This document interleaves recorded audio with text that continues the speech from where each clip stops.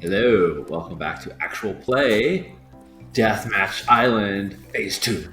No, Phase 3. No, post Phase 2. I don't know what phase. Anyway, we've just completed Phase 2.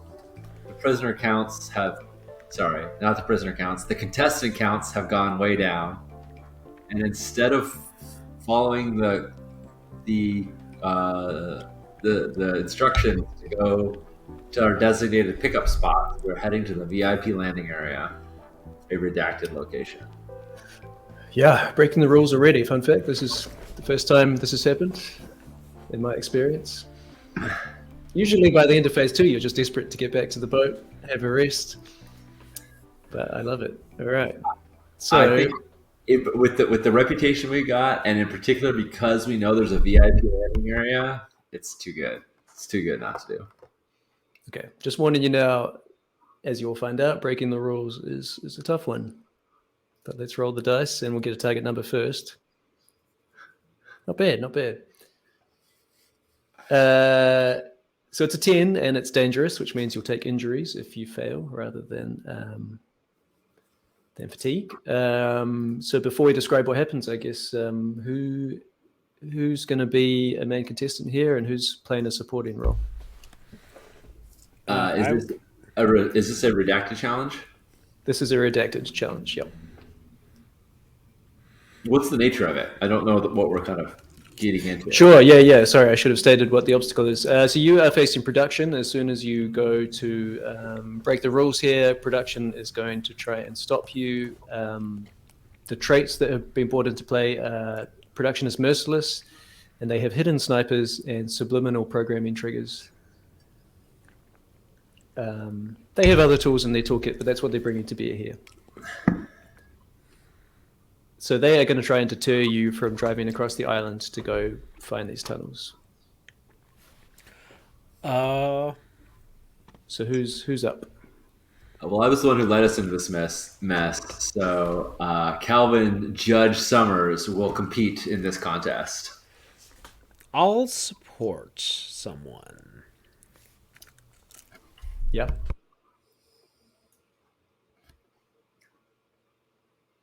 Karen, you're We're muted. going by car, then I'm driving the car, so I'm in. Okay, great. So who's Diana supporting, Willow or Kelvin? Who has fewer followers right now? Probably me, I think. All right, I let me think you support should- Willow. It's actually Kelvin has less, but Oh. Yeah. just slightly. It's very close. All right, I'll support Calvin. All right, so mark one trust with Kelvin and 10,000 followers, one follower box. So you give him a copy of your redacted die, which will be a D6. All right. And if Willow and Kelvin want to go through... Wait, I give him a copy of my redacted die, not my name die? That's right. So when they... Okay. If you call on someone else during a contest, you take their name die, but when you support, you give them the relevant. Got it.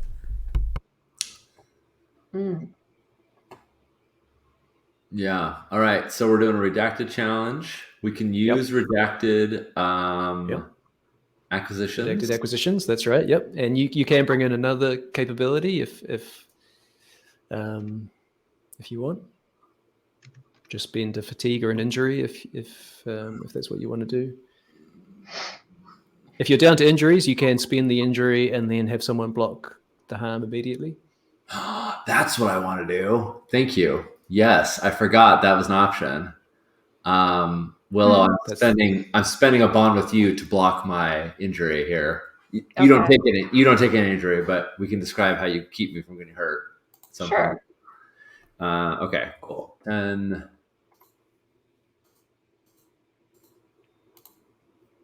I'm being a challenge beast. Okay. And I'm using the GPS tracker to track these snipers in the woods. So I'm ready to hit the button. Yeah. Figuring out what I've got.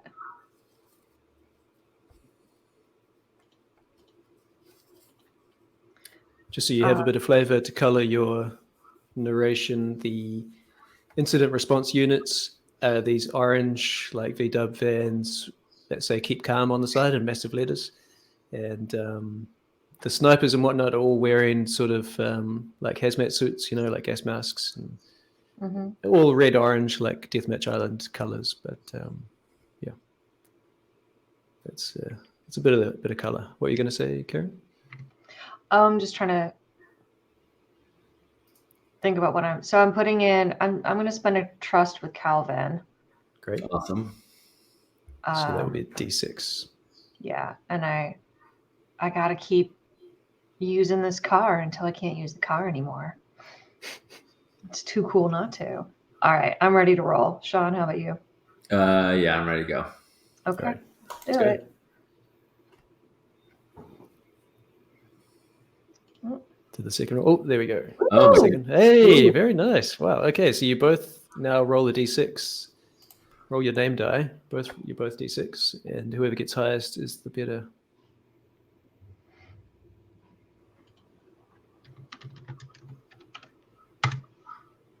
Hey. Nice. Nice. All right, so that's 100,000 followers for Willow, 10 boxes, Holy shit. and All right. 50,000 that for puts me Calvin. over. Ding, ding, ding. Nice. All right, so clear them all out. Mark the 400K box, Hmm. and you go up to a D8 name die. Nice.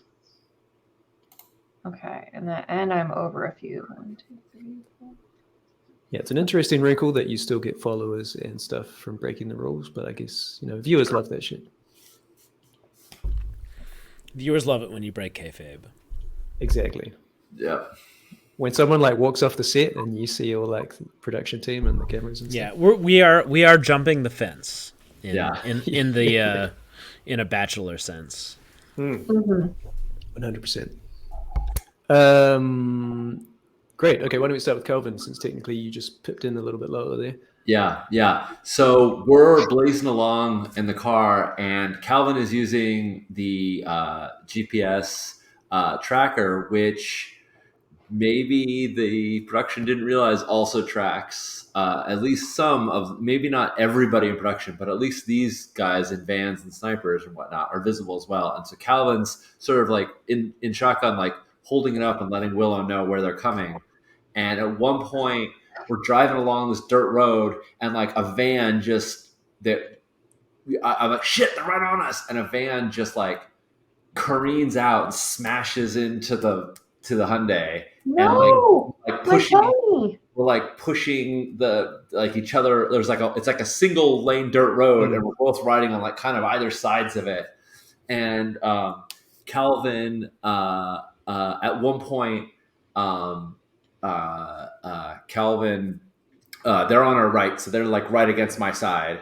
And at one point, Calvin has his window down and like reaches over and tries to like clock the driver, and he would have gotten crushed in it, but Willow like swerves the car like just in time to like save him, so he falls back into it and doesn't get crunched by the van. Oh, Thank you, beautiful. Willow, for blocking my harm. And then I leap over into the van, and then the guy's unconscious, and I leap over to the van and I start driving the. You're in the van now? Yeah. Oh, dang. I threw Wow. Challenge Beast in there. I had to leap from car to car. Yeah. Great. You know? We've got 2 cars now. Yeah, so I'm driving the Keep Calm van and trailing behind Willow, which will get us Great. to the peninsula, to the tunnels, but not necessarily through them. So Yeah, the tunnels are in sight now. If you can get into the hidden tunnel location, you're all good. But you still have another van behind you, and there are snipers taking shots. You see the impact on the car occasionally. How does Willow bring it home? So what does the entrance to the tunnel look like? Is this like something that you can walk into, or It's quite large enough for your car, so you can drive in there. nice? It's in just there's like a blank face to a cliff, just covered in jungle. But there's some proximity sensors, so as you get closer, just a Maybe there's of the some like vegetation vines hanging down exactly. over the cave. Someone Nice. thought they were very clever, like, if there's hanging vines over the cave entrance, no one will know. Yeah, and you would have missed That it if you cave didn't is have the map. secret. But you know it's there, so you can just go straight for it. Yeah, I think that's kind of what I'm trying to do. as we're driving, I definitely want to see if I can edge that van, the one that's behind us. So there's 3 vans basically because Calvin's in Yep. one. Yeah. Yep. I can abandon this one. It can be sacrificed. We don't need the van. I just thought I needed to justify using challenge beast by leaping into it. No, because I think what would be great is because I spent the trust with you, what I want us to do is get on either side of that van and crunch it, and then drive it straight into a tree. Oh, I love that. So it can't move out of the way, and we just go on either side of the tree, and the tree stops the car. That's beautiful, and I would love, because I forgot to ask you this, Mendez, when I was describing my action, because you were supporting me. I'd love for you to describe how you help Calvin in this maneuver as well, if you want to. Okay, so catch me up. So there's 2 cars on either side of a van, and we're gonna crunch the van, and we're gonna aim it into a tree. Yeah. Yeah. Mhm. Yeah. Yeah. Because it doesn't occur to them to stop. It never occurs to the drivers in Yeah. these things to stop. That They or just going. just if you want to retroactively describe how you helped me get into the van in the first place, because I forgot to ask you how you supported me in that. And that was my bad. Yeah, let's it is difficult for me to imagine how Diana would facilitate this process because Fair. it seems very strange. So, I think that I will use the last bullet in my clip to shoot the tire of the van such that it slows down enough that you can leap to it easily. Got it. Which also means that when we guide the van into the tree, there's this awful noise as like the single flat tire becomes more and more out of commission as we continue towards this tree. The kind of Doppler. Awesome. Yeah, great. And you make it into the tunnel, and once you're in the tunnel, you're kind of safe, it seems. The sound of the explosion recedes behind you. The tunnel itself there's not much here. It's just a very long underground tunnel. This has big like Family Guy energy. How in Family Guy, anytime any vehicle goes off a cliff, it explodes, even if it's a horse. It definitely explodes. 100%. That's because they're all rigged with C4. Yeah. You know. Yeah. So you're driving down just a long, straight underground tunnel. Fluorescent lights ahead of you. I think there are motion sensors, so they kind of flick on just ahead of you as you drive, and then flick off behind you. So you're always just in a weird pool of light. It's very intense fluorescent. We're all very washed out. Yeah, 100%. Yep. And after a few minutes, again, you're deep underground at this point, but it basically comes to a dead end.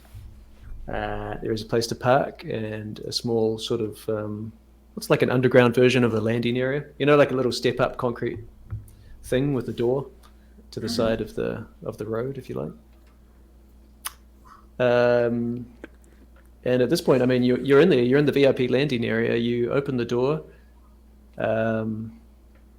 and you come to what seems to be a very nice, small, kind of reception area. There's red carpet. There's gold fittings. There's the faint smell of perfume and cigar smoke. I look for food. Yeah, I mean, there's food. There's nothing particularly protein heavy, but there's like, caviar and... it's complete protein. I'll take it. Okay, yeah, I will also take booze. Yeah, there's definitely champagne. Anything that was a dead animal at some point, I will consume. Yeah, there's canapes, a lot of salmon, Yeah. Yeah, there are some lockers with a change of clothes. There's some comfortable leather seats. There's a drinks trolley. There's a wall of... Anybody else here? Here, Calvin, try this. It's got a little bit of dill on top of like the little sour cream thing. There's no one here, but it definitely seems there have been people here. Again, you smell the sort of reasonably fresh smell of cigars and perfume. There are like dimples on the leather chairs. If you touch them, they're slightly warm, like someone's just been here not long ago. Opposite these chairs is a big wall of monitors, and they show live footage from across the island. Everyone else at this point has left, so there's nothing going on in the footage. You see some of these people in the hazmat suits like dragging bodies away, kind of clearing up after the run. I highlight the one. I point towards the one in which Apthorpe is like nursing his wound. I'm like, look at that! I did that. I think we should keep moving. I don't think we're supposed to be in here. No. No, I don't think we are either. But I think that this is going to explain how we got here in the first place. Tim, would it be a reasonable thing to have taken the jumpsuit or tracksuit of the guy I knocked out who was driving the van? Yeah, sure. Can I have an advantage of a I think that makes a lot of sense. production uniform? Production uniform, yeah. We're just really leaning into this rumor. Yeah, I know. Yeah. I know. Also, if you go through the lockers, you are going to you all get one tier 1 redacted acquisition. Oh, great. There's some contraband here. There are there's 3 lots of close combat weapons, so you can each mark that. What that is up to you. Could be, I don't know, in the picture it's kind of a machete thing, but it could be like a cricket bat or I don't know, whatever it is. This is our redacted item? No, that's just a regular acquisition at the top. Oh, okay, got it. So you get the close combat weapon and the tier 1 redacted acquisition. And there's enough small luxuries for all of you, which again is the cigars, the cigarettes, there's bottles of champagne. All right, so I get a small luxury, and I get You got a small luxury. close combat weapon of some kind. Yeah, Yes. And the tier 1 redacted acquisition. And the redacted acquisitions you roll randomly to see what they are, right? Yeah, let's roll these ones. So if you all roll 3d6, please. 3d6. I got an 11. Oh, because I kind of rolled them. I just rolled hard dice, but I got a 13. And a 10. Physical dice. Great. Okay, so we got 11. So Sean, there's a set of keys, just classic like metal keys on a rig. nice. The 10 is a pager, Ooh. Deathmatch Island branded pager. And what was the other one? 13. 13. Cool. You find a cryptographic code book. So a little black leather book that's just filled with like cross-referenced codes. It's up to you how that might end up being useful, but who knows what those codes do? They could do anything. So Cool. All right.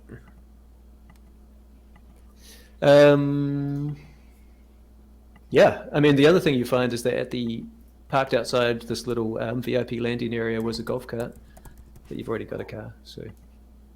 Well, I think we had better than Look at my poor car. It's not doing great. yeah. Yeah, I think that's probably fair. It's a little crunched on one side.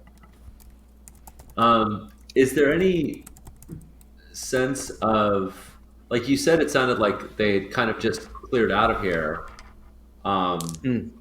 Do we get any sense of what they were doing? Was there running?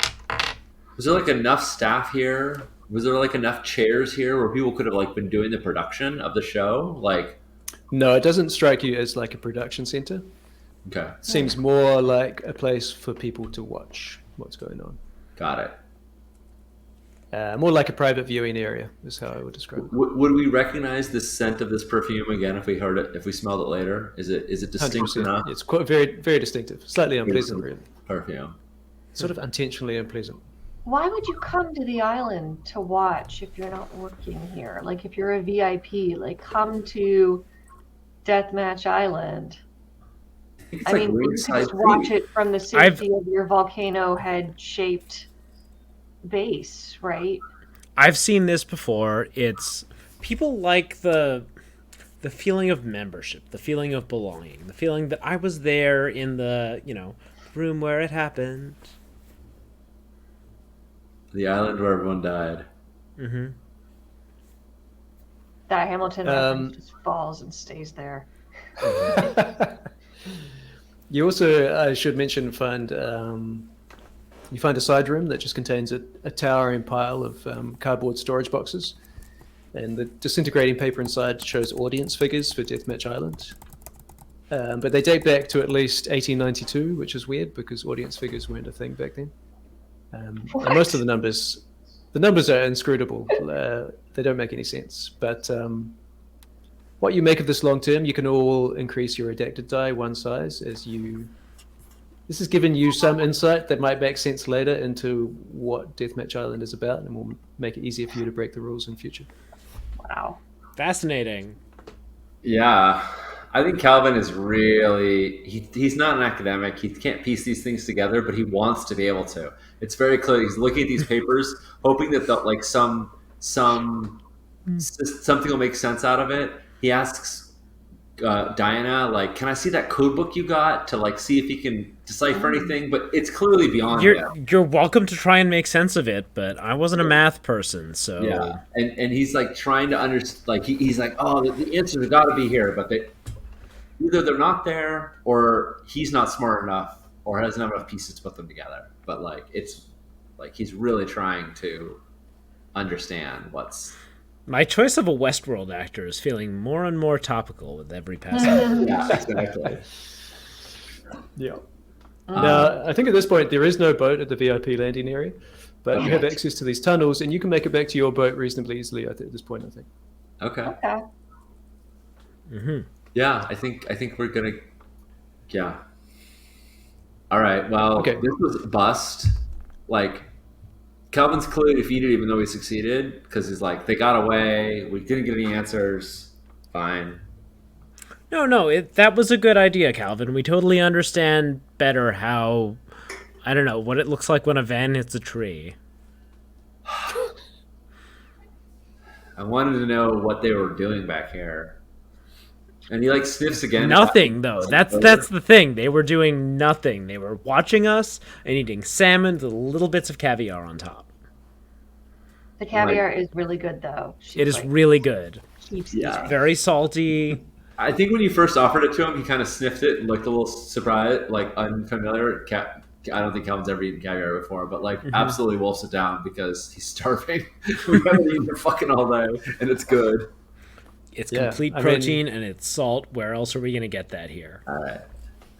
So, Tim, should we do the between islands? Yes. Well, so I think as you emerge from the tunnels and make your way back to the boat, the sun is rising now, and you push out to sea. You find that the boat has been, you were promised a reward feast, and the boat has been stocked up with supplies. There are blankets, basic first aid gear, not enough to actually like heal your injuries, but enough to sort of, contain the blood. Stabilize. Exactly. Right. Get some fresh water. And you do each.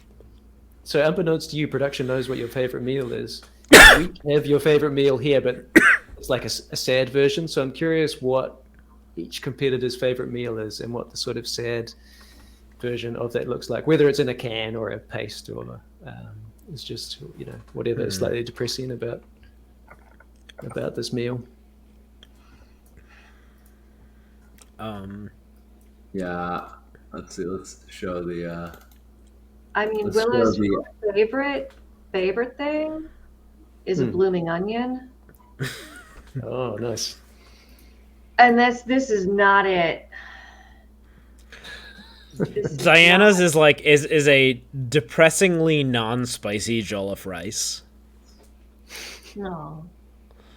So it's just the spice level is disappointing. It's just disappointing. It's got enough meat, it's got enough rice. It's clearly someone thought about it. They just didn't put enough spice into it. Yeah. For Calvin, it's corned beef hash, and it's like a Hornell version of corned beef hash, right? Like it kind of smells vaguely like dog food when you open it up. You're like, it's got that like meat in a can smell. We're like, yeah. I know this isn't dog food, but it kind of smells like opening a can of dog food. Yeah, you got to get the Mary Kitchen stuff. The Mary Kitchen is the good brand. Hormel, Yeah, exactly. But in this case, it's not now it's Deathmatch Island. Yeah. Everything is definitely branded. It's Yeah. this orange brand thing, right? It's just, yeah. Yeah, and there are a few cans of beer and some chocolate bars, and there are some instructions that instruct you to push out to sea immediately and to follow the boys to the next island. All right. There is a piece of paper and a plastic slip for each of you, which is a list of trust building questions. Just to sort of set the scene of this journey, it'll take several days, and it's hard to keep track of exactly how long, but you're in this little fishing boat, and you're out in deep ocean, so the boat is not suitable. So you're plunging over this mountainous swell through driving rain. You have to take shifts on the outboard motor. You deal with your wounds as best you can, talk, try to rest. You have no compass and no way to navigate, so it's just motoring through the rolling swell towards the buoy, just seeing glimpses of that blinking light, losing hope that you're going to see it again, and then it just gets into view and you push on from one buoy to the next. So it's a pretty harrowing trip. But during that trip, we will go through a few things. So let me get my between island steps. First thing we're going to do is a quick debrief. So that is just for me to make some notes about the outcome. So we've got Abthorpe with a wounded arm, and Quincy's alive, and I think those are the only named sort of NPCs at this point. It's probably also worth noting that we have a reputation of being yes, in cahoots with collaborators. Yeah.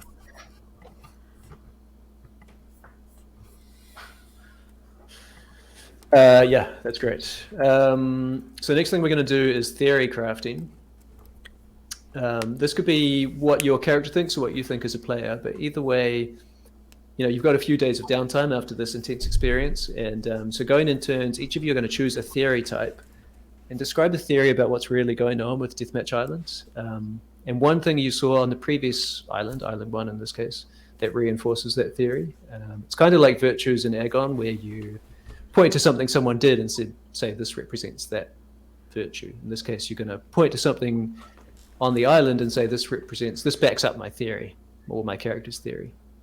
And I will note down those as we go. So the 4 options are, I'll put them in the chat.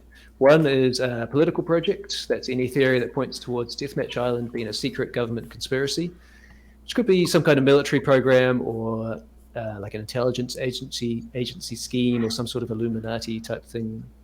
So it's political projects. Next option is entertainment. That's theories that this is all about entertainment and revenue. So, reality television, some kind of entertainment for the mega wealthy, some sort of deep web streaming content, things of that nature. Third option is big experiment. Any theories that point towards Deathmatch Island being some kind of scientific experiment, which could be psychological research or some kind of esoteric academic program. And then the final option is weird, which is theories of the strange, improbable, or supernatural. So, like what if you're all clones? Weird, man. What if you're all clones? All right. I have a theory about a theory. Tell me which one it would be. That someone, just doubling down on my original, this is actually a dating show, on Diana's original idea that, this is a spin-off of Match Island. Someone involved in the production process is attempting to find true love. And that's why I got a rose with a switchblade attached to it, but the rose is the important part. Right. Never mind that I left the switchblade in the meat of a guy who looks like Russell Crowe. Yeah. I would call that a big experiment. To me, that's all. If you think this is somebody's goal to weed out the perfect lover, that makes sense because on Love Is Blind, they're required to refer to it as the experiment. So that checks also out. On Married at First Sight as well. I think they called Beauty that and the the Geek. experiment. It was the great social experiment. That was a good one. So that's one underrated show. So is Diana pointing to the fact that you were left that rose as evidence of the theory? Yes. She spends most of this like like there's like rain sluicing down, and she's like, "Oh, I wonder if he's tall." Oh, but being tall isn't everything, you know.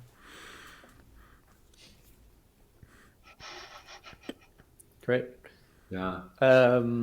Yeah, so you can either back up someone else's theory if you if you think that's plausible, or you can. I think it's entertainment. I mean, look at what we just saw with the viewing party and the canapes and the follower counter that I can't take off. If it was Who's entertainment, following?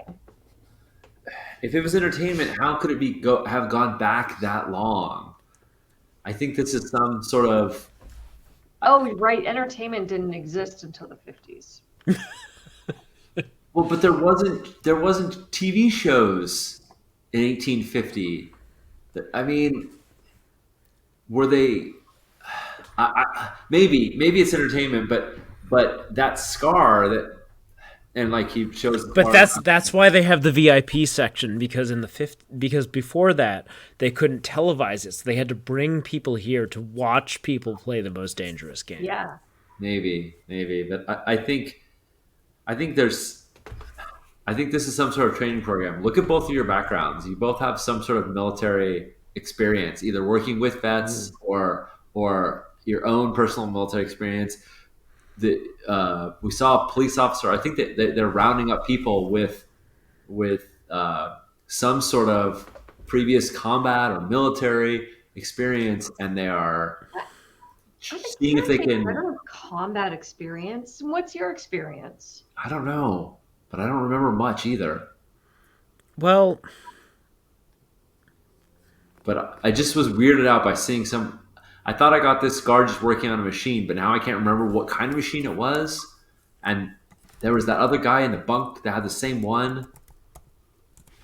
I, I think it's some political. I think it's some government super secret experiment. Maybe an experiment, but not to find a lever. So yeah, I'm going political project. Political projects. Love it. Okay. Let's roll out of that and straight into jury votes. So this is like Virtues and Agon, if you remember that. So this is, I will vote in this as well, but we're going to record jury votes for each of you, and these are for the virtues that a good Deathmatch Island and competitor is meant to embody. And so the options are Outbrave, which is displays of courage, sacrifice, devotion, strength, bravado, or bravery. Outsmart, displays of cunning, trickery, intelligence, wisdom, or wit. Outtalk, which is displays of charisma, persuasion, fervor, compassion, and leadership. And then finally, Outlast, which is displays of patience, commitment, tenacity, stubbornness, lateral thinking, and ruthlessness, and just the ability to sort of get through no matter what it costs. So we'll go through character by character, and again, you just pick a particular moment that sort of points to one of these Deathmatch Island virtues, and that's your vote. where are these showing up? In the Roll20 chat, they're also on your character sheet at the very bottom. Right. Yeah, if you look, I've got it on the screen right now. You can see the jury votes down here. I've got Diana's up, but all right, Should we start with Willow? sure. Am I voting or people? So I'm. We're all going to vote for you. Oh. Okay. Yeah. Just one moment, or Yeah. something. So for each character we pick one of these Yeah. four. Yeah, that's right. So you pick something they did, or some scene, or something they're involved in, and which of those four virtues that represents, and that's your vote. I was thinking Outbrave for driving the car through all of this. Yeah. I was thinking Outlast for her ruthlessness in the throughout, but in particular the scene of like grabbing Quincy and getting the hell out while everyone else was, getting shot. I think she's gonna outlast all of us. I also get that impression. I'm also going to go out last, but more for making that secret alliance with Quincy, which might be a lie, but she still hasn't told the rest of the team about it, which makes it not a total lie, at least. Well, Yeah. it's not a secret alliance if you don't keep it a secret. Exactly. Nice. All right. Should we move on? Yeah, Diana. I'm gonna give you out talk for the rousing speech that got all of Quincy's folks to run into the fray. Thank you. I'm gonna give out Brave because you just keep, or maybe it would be Outlast. I mean, you just keep going. You just keep convincing yourself that it's gonna work out. I'm going to Like, find your true ability to love. stay positive is very inspiring. I'm also So- going to go out Brave. Yeah. Yeah, so I think it's out Brave because it's just like you know, it is inspiring how positive you're staying. Thank you. Nice. I agree. And also, just for generally, I feel like you went into full PMC commando mode and during the final Yeah. stages. So Yeah. Yeah. All right. And Calvin. I'm going to go out last just for the whole Abthorpe scheme and kind of the fact that it blew up in Calvin's face, but he kept going. I'm going for Outbrave for Calvin launching himself into many physically dangerous situations. It's true. I'm gonna do Outsmart because I thought that the ambush that you had planned for Abthorpe was very clever. It didn't work, but it was a very good idea. It was a nice idea. It was a great idea. So if it had worked, that would have been great. But so Yeah. I think Outsmart. Nice. Cool. Okay, that's all the jury votes. Now you recuperate. You all get a chance to rest on the boat. So you clear 2 fatigue. You can clear that off your character sheet. Wonderful. If you have a use of small luxuries or survival gear, you can mark that off to clear another 2 fatigue. So something to keep in mind for the next island is it's worth holding on to some survival gear or small luxuries. Yes. Yeah, I do that. Yeah, so you all have small luxuries, so I would spend it, and then you can clear all your fatigue. Yeah. Oh, I can clear because I have 2 fatigue more. So if I spend small luxuries, I'll clear That's it. right. Yep. Nice. Excellent. Nice. So you all I'm break into the also- caviar, the champagne. Yeah. All right. So we all have our fatigue cleared. Great. Okay, let's move on to trust building. Here are the questions. If you've might need to hide the sidebar there on the Roll20 PDF viewer. I'm getting an error message that I don't have permissions to see Ooh. this. Oh, something went wrong. Hold on. I should have 2 fatigue. Or at No, least 0 1 fatigue. Really? Zero. Oh. Zero? Yeah. Oh, okay. Great. If you spent the small luxuries, then yeah, it's totally cleared. Yeah. Okay, great.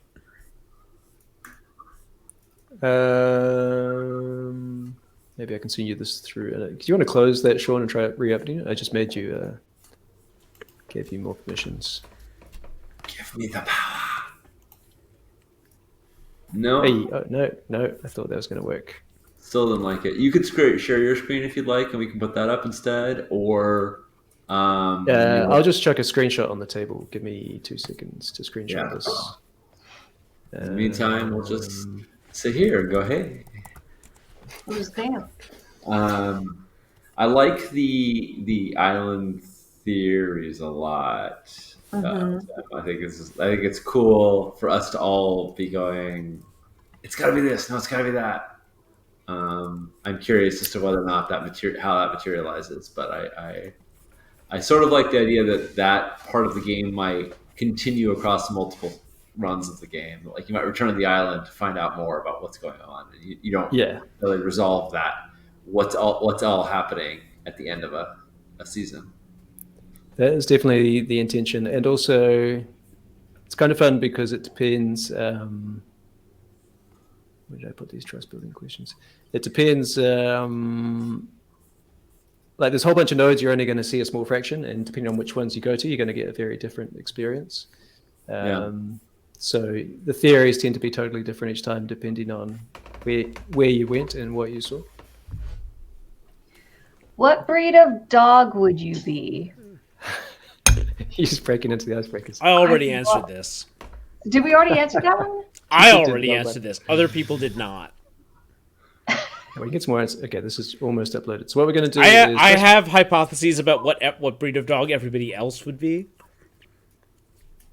Go I on. don't think I know enough dog breeds to answer that All question. right. Like, Okay. But thankfully, we have a new set of questions. nice. All right, intimate conversation prompts. So you have been given this list on the boat. You're each going to pick one to ask someone else, and then that person will pick someone else. So everyone will ask one and answer one. When you ask and answer, you mark one trust. So you're going to get 2 trust total. One with the person who asked you, one with the next person you ask. So you're going to get 2 new trust. Now, the way you answer these, though, is you're not going to answer them with a simple answer. You're going to describe a flashback, Lost style, to your life before Deathmatch Island. And this is a memory coming back to your character as well. The flashback answers the question, but the way I would frame it is to think about your initial motivation, which you might want to review if you've forgotten what that is.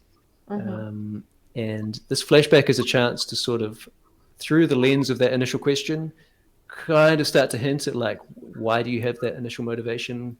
Who is your character? Why are they the way they are? There's going to be 3 flashbacks total before the end of the season. So you don't have to answer it all in the first flashback. So, because you get 3, you can sort of do a beginning, middle, and end type thing. Yeah, does that make sense? Oh, and I'm going to come in and add a little detail to each flashback, but don't worry about that. Yeah, so who wants to go first? Just pick someone else and pick a question, and we'll go from there. Diana? All right, so I'm going to pick someone else, ask a question, right? Yep, go for it. All right. Calvin, tell me about a time you quit a job and why. Awesome. So, Calvin sort of sits back in the boat. This is maybe sort of a somewhat peaceful time where it's not raining quite as hard. And he clearly has to think really hard to remember this. And then we cut back to this black and white flashback. And it's clear that Calvin's working in a factory and in this warehouse factory.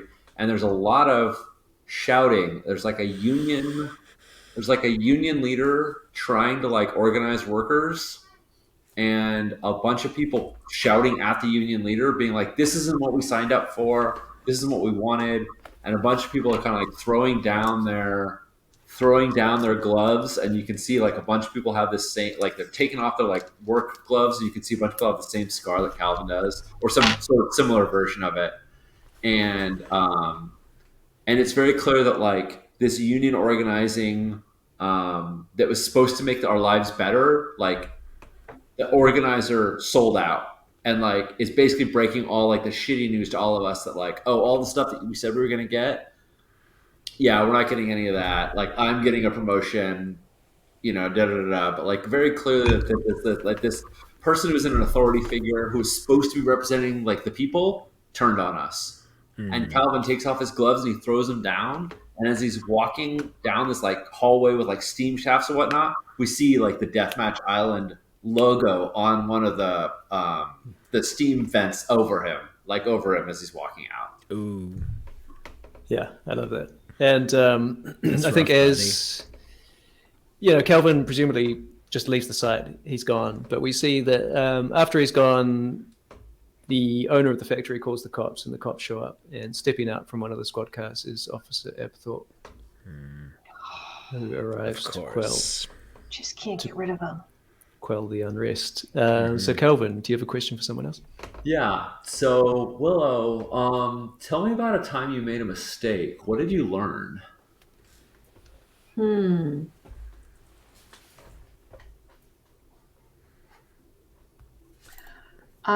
So in this flashback, we're seeing Willow on a first date. And it's at an Outback steakhouse. She's got her balloon onion. Things are, the conversation's not great, but she's really like enjoying the onion. The So, intensely, the painfully catchy Outback Steakhouse commercial Yeah. is playing in the background. yeah. She's still kind of continuing with the conversation, but is kind of clearly enjoying the onion like a little bit more than her date. And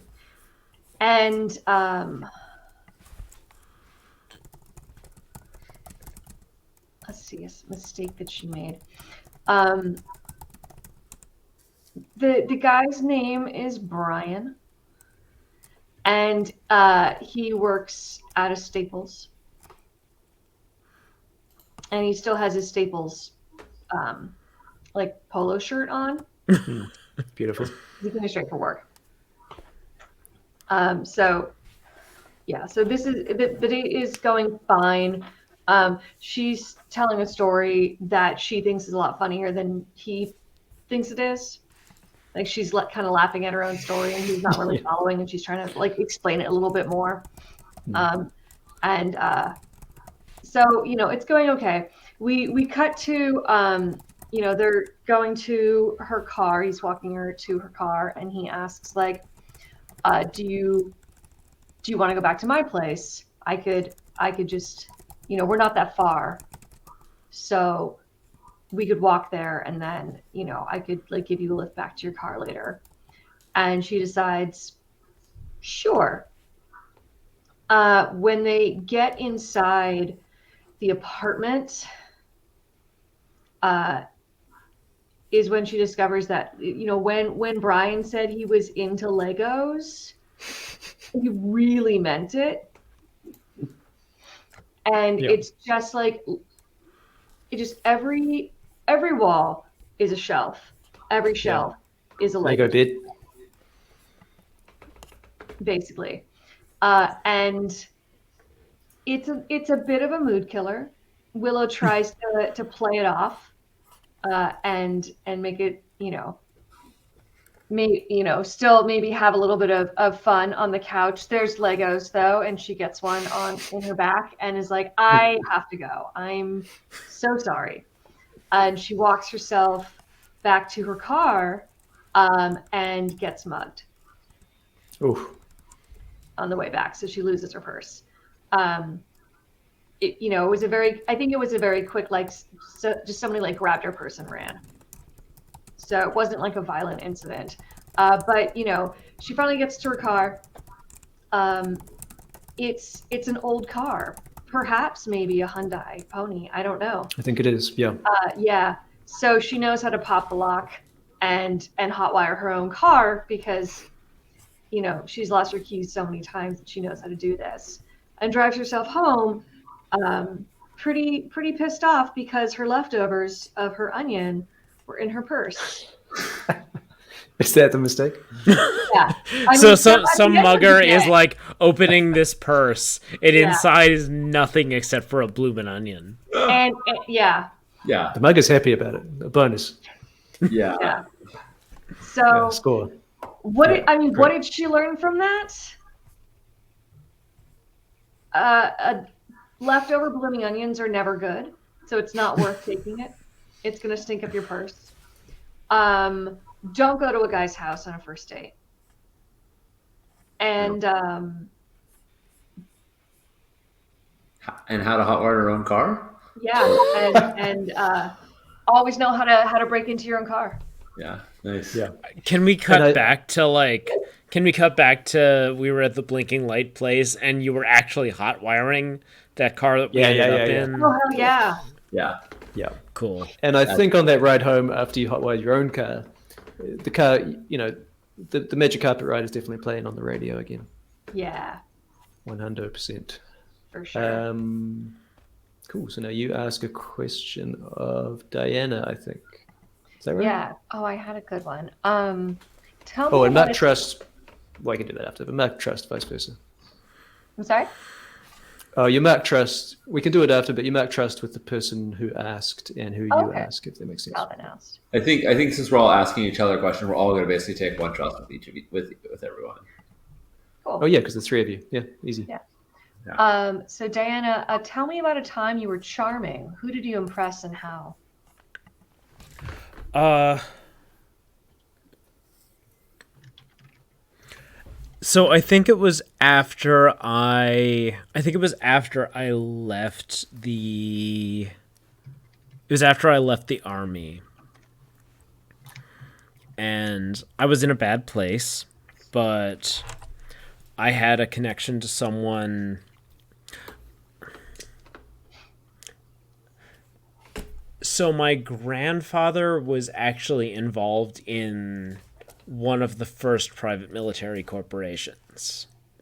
My grandfather was English, and he was involved in one of the first PMCs that came out of the SAS, like way back in the day. And I was in a really, really bad place, and he was like, I have this connection. Just go to the interview. It'll be okay. Just try to impress the guy. And I was really, really depressed, and I was watching a lot of reality television, and I was just kind of like lying there in bed watching, season like 286 of The Bachelorette, and I was like, okay, whatever's going on here, I'm gonna do it. And then it cuts to like me in the interview, looking very competent and looking very professional and looking very deadly, and I'm just trying to embody what I saw on television, and I end up getting the job that ends up being my current job until this show happens. And the pay was really good. I wasn't really even in the line of fire. I was moving other people around. Nobody ever actually shot at me. It was the first job I'd had where nobody ever actually shot at me. And yeah, it went great. Fantastic. And I think we see in your bedroom perhaps like a dusty box of your grandfather's effects, and there's some antique firearm and some Yeah, medals. he maybe. has the SAS, the dagger with the long, yeah. straight blade. Yeah. Yeah, and there is an old typed letter, and the letterhead is Deathmatch Island. Not something that Diana ever went through or noticed before, but I think there's definitely some connection there. Yeah. Fantastic. Yeah. So mark one trust with everyone else, All right. and then as you relive these memories, you also become a more competent player. So you can each mark one advance. So choose an advance each. Just the ones above the line, so the regular ones, not the advances down the bottom.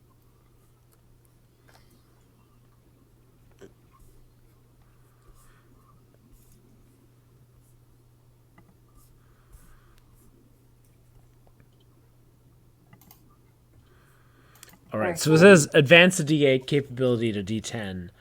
So technically, that's either deathmatch or redacted, right? Sure. All right. I'll advance deathmatch. I'm going to advance my nickname die. Good choice. It's finally coming together. Yeah, I'm advancing judge as well. I'm advancing my nickname as well. Okay, perfect. And that leads on to the next phase, which is if you want, you can apply to review your nickname. How that will work is you'll roll two new ones. You have to choose one of the two new ones. So if anyone's not happy with their nickname, you can re-roll it now between islands. Like I'm a going to little keep form War on the Dog. boat. Willa's leaning into it. Yeah. I have felt like judge was applicable in lots of cases when it came to the idea of evaluating the truth of the situation, but I don't know that I've been like casting judgment. So I wonder if folks feel like judge is appropriate in the way that I've used it, or if it seems like I should maybe see if another one comes up. Let me ask this another way. Does it feel like an indicative nickname that either of you would call Calvin based on his actions? Like, could you imagine using? Because I can definitely imagine calling Willow War Dog after some of the stuff that she's done. And the same with Gandhi. I don't know that Judge is necessarily. It doesn't. You don't feel the judgiest. Yeah. You know, I feel very like, especially after researching the complexities of Mahatma Gandhi's early career. I'm cool with Gandhi because like it seems like this guy did everything. Yeah. Yeah. Yeah. I think I will re-roll. I think I'm going to take that All option. right. Yeah. fun. Very good. Okay, so roll a 1d6 and then a 4d6, All right. and then do that twice. All right. I'll do it. I'll do it in. No. Not. No. No. No. Not. None of those things. Thank you, string There card. you go. 76. I'm just not hitting the things I want to hit today. All right, we've got a 4, column 4, and then a 4d6. 16, and then do that again. Okay. First option is Zen. Second option is Mockingjay. Zen or Mockingjay? I don't like Mockingjay. That's a copyright. That's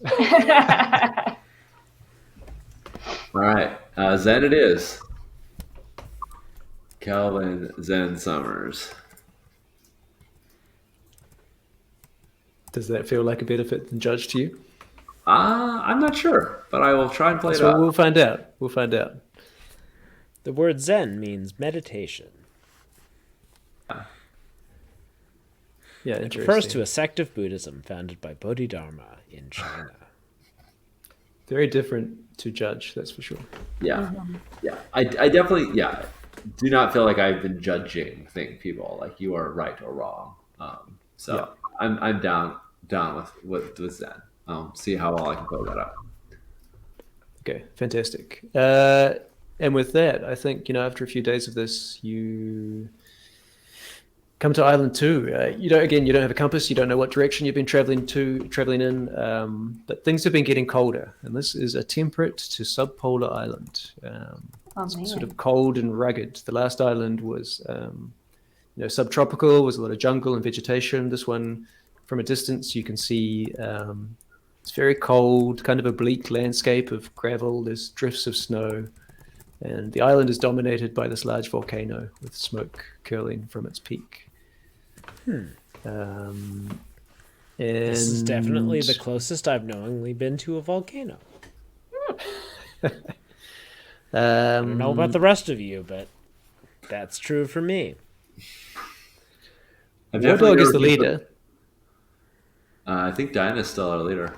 No, I'm not. Calvin's the leader because you stole leadership with your expenditure of trust. Oh, No, because then you did the then we naughty. did the thing. Yeah, You did the redacted thing, and War Dog was the best. it's Willow only was the best. temporary. That only lasts for one contest. I'm in charge.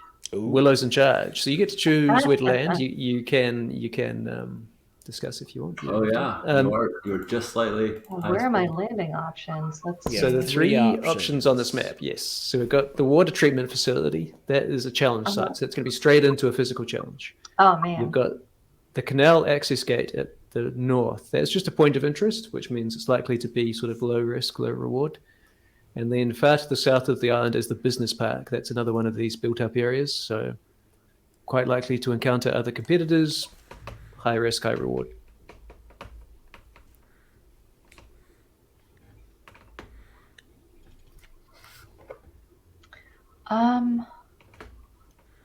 I'm tempted for the water treatment facility. I mean, I assume that's how we're going to start next session, since it's coming on 8:45, or are we jumping right in?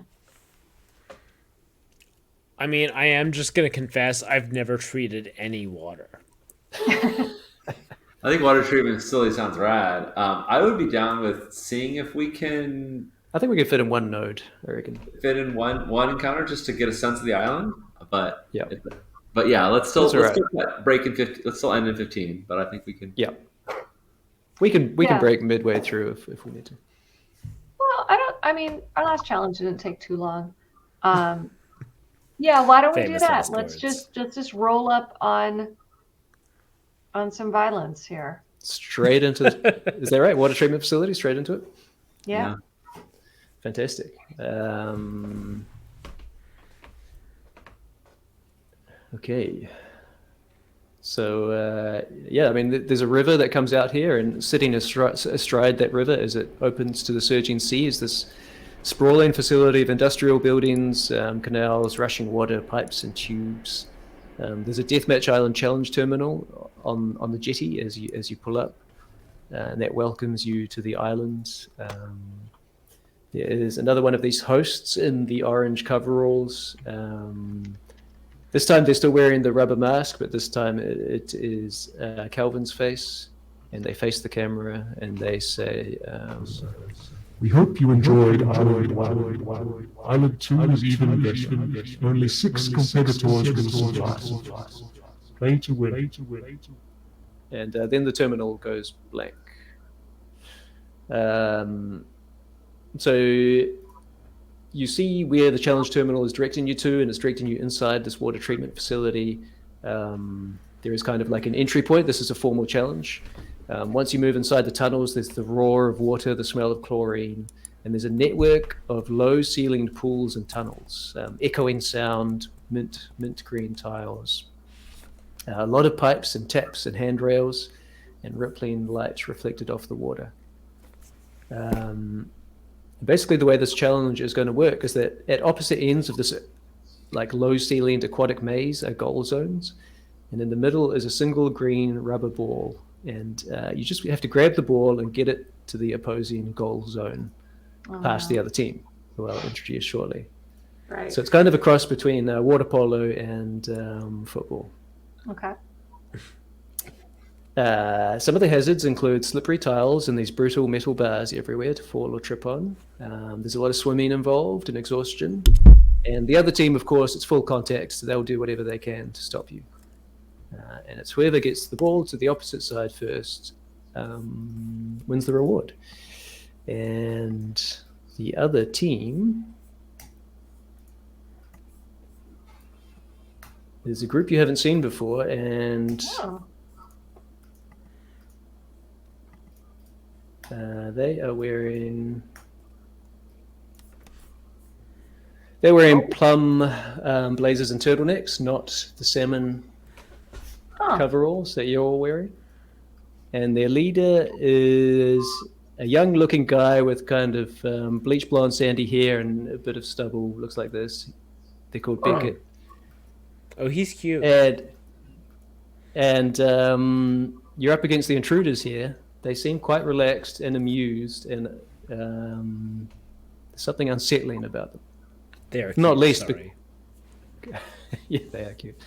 Because you're not. You didn't see them on Island 1. They are intruders to the game. Fascinating. Huh. Why? Yeah. Why would somebody willingly come here? Unless they're also trying to find out what's going on this island. Well, I will. All right, so you face and we know the challenge is a 13 again. Oh my I rolled an 8 Perfect. again. Wonderful. I rolled an I 8 love every it. time. This is great. Right. I actually have to roll the actual thing as well, but there's no way this can be higher. There you go. So it is the 13. I'll take the higher. It is dangerous and exhausting, so you're going to take 1 fatigue to enter. And because it's a challenge, you all have to enter. There's no support in the challenge. The whole team is required. Cool. I think Calvin feels at home in this environment and tries to take lead in this coordinating of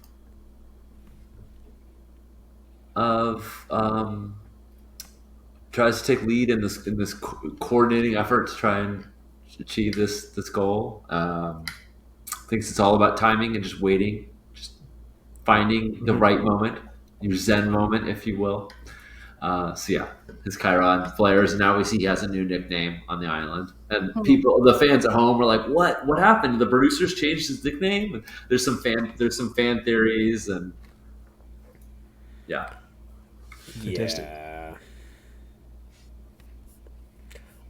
I'm kind of out of resources that I want to spend, so I will support. Yeah, you can't support because it's a challenge. The whole team has to be in. Oh, everyone has to be in. Okay, great. Yeah. Mhm. You could bring out. You could use your weapon here if you want to get full Yeah, contact. all right, sure. Yeah, I will use my weapon. I mean, at least it's not a gun, right? Yeah, exactly. Cool. So it's a close combat weapon. It turns out that it is a police baton. So it's like a tonfa. Mm-hmm. So it's a baton with the thing coming out from the side, and I will hit people with it. As you do. Like you do. And how about Willow? What's Willow bringing to the contest? Yeah. Willow's definitely she's not gonna she wants to make up for the way that she biffed so badly on the last like water challenge. Her close combat weapon is a what is it, a kubaton? Yeah. Thank you. Close my combat, very God. close. Oh, okay, nice. Yeah. That's really Just- That's I'm just really looking this up. funny. And I mean it is the red orange color, obviously. Yeah, of course. Yeah. So yeah, so I A think plastic stick yeah. with a key ring on the end. That's the whole weapon. Fine. That's the whole weapon, man. That's what they gave her. So yeah. Yeah, so I think her plan is just to go in and be aggressive and hopefully not choke on water like she did last time. Fantastic. Let's load up your dice, and once you're all ready, we'll roll at the same time. So the final step of the dice thingy is acquisition, so you can stop there. All right, we'll have to spend 1 fatigue to get into it. Oh. Yes. Dang. God Welcome damn. to get into it. God damn. Wow. Total waste of that roll. Oh, that was a tough one. I mean, 13. You don't want to mess around on a 13. Yeah. 18. What's up? I know. Jeez Louise. Complete waste. Oh gosh, I don't know if I want to. I guess I could spend a trust. Wow. Calvin, your name die is D8 now, or still D6? My name die is D6 still. Okay, I was gonna spend a trust. Now, yeah, why don't you roll the dice, and then I'll discuss the next thing. And I'm gonna use my Kubaton. Woo! Oh, look at that. Good thing I did. Good thing I did. Yeah, that made a huge difference. Yeah. We Yeah, beat the that crap out of these guys. Who are they? Yeah, no we kidding. don't know. Yeah. Don't know, don't care. So first up, Diana gets 130,000 followers, 13 boxes. Oh my god. Dang! And then 7 each for Calvin and Willow. Very cool. Has Right. everyone clocked up their name now? I just did. Nice. Okay. So with this contest, Now, the other thing I'll mention, and maybe you can narrate how it happens after, but I'm going to put it to you now. There is an optional rule in challenge contests where you can lend a hand. So you've just met these intruders. They're obviously going to fail here. They're going to struggle because if you succeed in a challenge, you have to succeed. If you succeed, you can help one of them not get hurt. You know, kind of Tough Mudder style. You can lend a hand. It'll cost you 1 fatigue, but you'll mark a trust with the intruders. Oh, I will. So if you want to start building bonds with these weirdos, there's an option. I like anybody who's bucking the system. So, can we each do this, or is this a one person does it? Or Yeah, is it anyone who wants to do it can do it. Yep. all right, we mark fatigue. Yeah, let's all do it. That's weird. Let's do it. Yeah. What are you doing? We're We helping all people? save a random guy. The ones Yeah. that I'm like stabbing with my keyring? Yeah. Okay. Yeah, so mark 1 fatigue if you want to do that, and then you can all mark 1 trust. You can either put intruders or Beckett, your choice. I Either with knee Beck- some dude off of like a gantry, and it looks like he's gonna like fall into like a chemical pit and become the Joker, but I catch him. Yeah, exactly. It's the Yeah. sportsmanship moment. Yeah, either Beckett or Intruders, your choice. One trust each, cost you 1 fatigue. And let's start. Willow or Calvin? Who wants to go first here since you both tied? Calvin, you can go first. I don't think I'm going to help anybody. I'm not in a helping mood. Yeah. Calvin has a like a taser that's like looks like a cattle prod kind of taser. Like it doesn't fire a distance. It's just this like electric shock taser. And at some point, uh, he's running and like skidding on the wet tile and like sliding like slip and slide style sliding on it, and he's about to like jump in the pool that has the he's about to jump in the pool that has the ball in it. Like I figure I'll get the ball and get it to one of you, and then you can run it somewhere. And there's another guy in it, so he sticks the taser in the water, and the guy gets shocked. And it's not like lethal because he just does it for a second, but it's enough that like the guy like gets jolted and like jumps like flinches away from the water, and then he dives in and grabs it and hucks the ball over to Willow.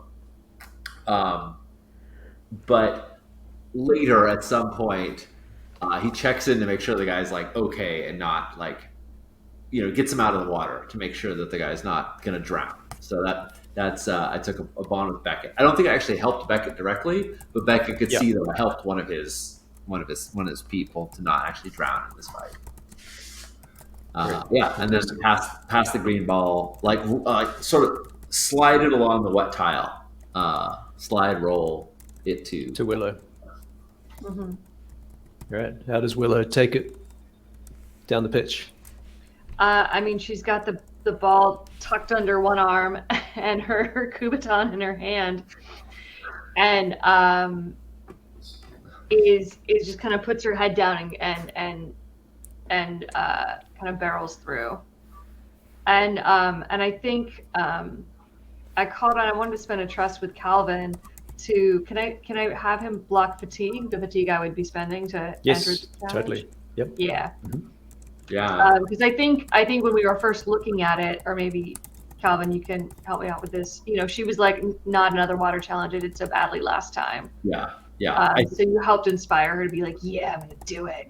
Yeah, and I think like that's why I went first because I had to dive in the water. I'm like, I'll do the dive and I'll get the ball out so you can stay on the tile. And yeah, I'm all about it. Yeah, but notably, Calvin definitely takes his time at being like, okay, I think the time's right. When the moment's right, that's when he dives in. Cool. And then is it a handoff to Diana?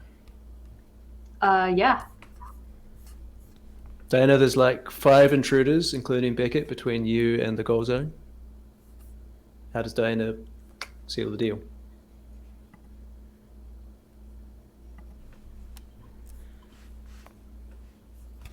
Mendez, are you getting our audio? Yeah, I am. Okay. Cool. So you're passing this to me, and I'm scoring with it. Yeah. And these intruders, they're going hard. They're playing to win. No holds barred. They want to grab your head and like smash it into a metal bar. They want to push you under the water, whatever it takes. I think I leap into the air, catch it, and I like, and then I like bounce past it underneath somebody's hands. Like get Beckett himself is like about to try to catch it, and I like bounce past it just like under his hands, and it bounces into the goal. Nice. Cool. And what's your moment of lending a hand to Beckett or one of the other intruders? Beckett so in the process of this, Beckett like skids across the gantry and slides off into some bubbling vat of like gross chemicals, and I like catch him and I pull him back up. Fantastic. Yeah. And again, Beckett sort of has an unsettling look in their eyes. All these intruders seem a bit strange, but slow nod. And then they go to leave, and they just call out over their shoulder, "See you at the next one." And then they leave the facility. And at that point, you're distracted because a jingle plays and a decorative fountain activates, and in the middle of the fountain is this huge gift box, wrapped gift Woohoo! box. And inside that is Stuff. your prizes, is your stuff. Hell so yeah. there are 3 hand grenades. Nice. Now, Diana, you were the leader, so you get to distribute these. Do you just give everyone Or one we hand we grenade? each take a hand grenade. I was Yeah, really hoping for food. I'm always Well, hang hoping on. for food, and it's never food. It's always hand grenades, never same with you. That's the story of Deathmatch Island. There are 2 shotguns and 2 lots of survival gear, which can include food. This is not the luxury food. Oh, This is your ration packs. Or whatever. Oh, great. And onions. All right, I'll Trail take mix. I'll take a shotgun and a survival gear. Sure. And I'll give a survival gear to Willow and a shotgun to Zen, because you seem to know what to do with shotguns earlier. Is that cool with everybody? Is that cool with everybody? Good. All right. Okay. So Diana distributes the gear. You push your way on out of this aquatic maze, and you come out and surveil the rest of the island. Freezing temperatures, black gravel and rock, drifts of muddy snow. There are kind of old bullet holes in the wall and a frozen stream. Sort of lonely seagulls somewhere high above. Very different vibe to the first island. And before we cut out, Diana, as leader, where are you going to head to next? Are you going to head to the airport, which is a built-up area, or the zoological research station? Oh, we gotta go to the zoological research station. Oh, yeah. I want to pet some bats or something. Absolutely. Yeah, grand idea.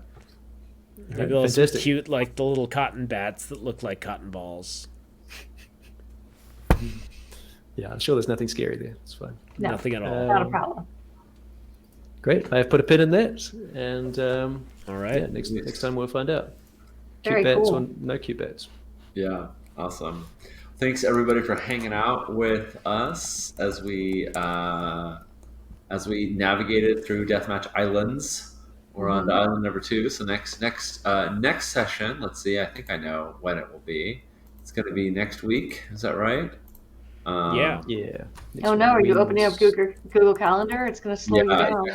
That's gonna kill me. Wednesday, the 23rd, week in a Woohoo. couple of days. I have just exported the first episode to YouTube, so if you missed it, you can catch it. And I'll export this one shortly. There's It'll probably explain everything. yeah, exactly. All Deathmatch Island will make sense after you Everything upload makes that sense. stuff.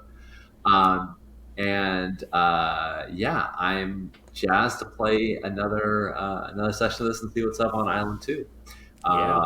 My name's Sean. I use he, him pronouns. I think I might have forgotten to say this at the opening, but all proceeds to the channel are split between Black Lives Matter and the Trans Legal Defense and Education Fund. So if you give us monies, they go there. I saw that we had a Romulus give us a sub earlier. Thanks Oh, so much sweet. for doing that. That's where the money is going to go. And how about you, Mendes? What's up? What's good? I'm James Mendes Hodes. I use he, him pronouns. You can find me on the internet at jamesmendeshodes.com. You can find me on the sinking ship of Twitter at Lula Vampiro. And please buy my products. Pre-order 1,000 Arrows from Galileo Games. Pre-order Avatar Legends from Magpie Games. Sweet. How about you, Karen? I'm Karen 12s. I am at K12s, also still on Twitter. I run a silly game. You should check it out. It's really the only thing I post on my account aside from tweeting other people. So that's really the only thing I post on my account now. Karen, what's your silly game? Oh, it's Thing and Thing. It takes longer to explain it than it does to play. So you just got to go to the account and check Nice. it out at What a K12. tease. Also, buy my book, Improv for Gamers, 2nd edition. I worked on it. Yeah. I wrote like a page. Nice. Oh, it's so good. I absolutely loved your contribution. It was really awesome. And we're bringing it home with Tim.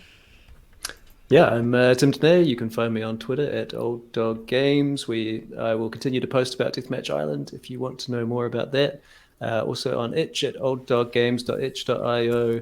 There's only one game there, Odyssey Aquatica. It's another Paragon game. It's kind Very of Wes Anderson-y, Life Aquatic. Very different to Deathmatch Island, but check it out. Nice. All right, friends. We will see you anon.